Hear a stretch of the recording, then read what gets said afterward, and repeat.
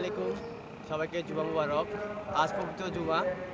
তো রূপকের ছোট ব্লগার থেকে আপনাদের স্বাগতম। আর আজকে আমরা আসছি একটা শাহী মসজিদে নামাজ পড়ার জন্য। এটা বাংলাদেশের সবচেয়ে বিখ্যাত একটি মসজিদ। এটার নাম হচ্ছে যে কাপ্তাই কেন্দ্রীয় জামে মসজিদ। এটা স্থাপিত হয়েছে যে 1967 সালে। আর আর এটার বিশেষজ্ঞ হচ্ছে যে এটার কোনো ফিলার নেই।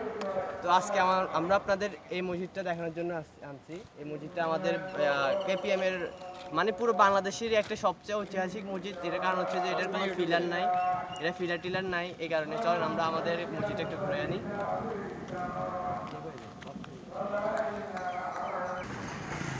অন্তিক কইছে তো চলে না কত খাই এখন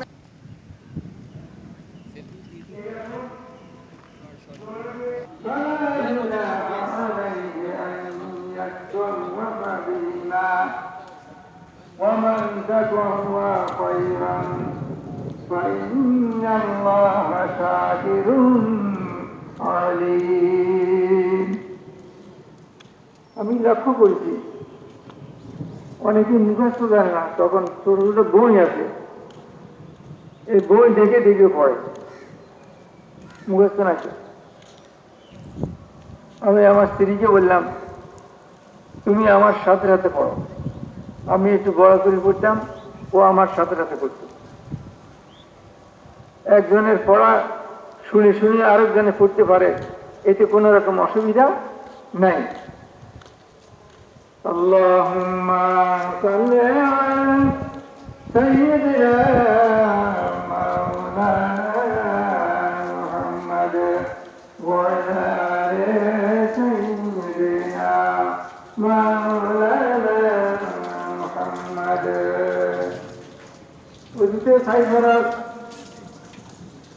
গোসলে ৩ ফরজ, তায়াম্মুমে ৩ ফরজ,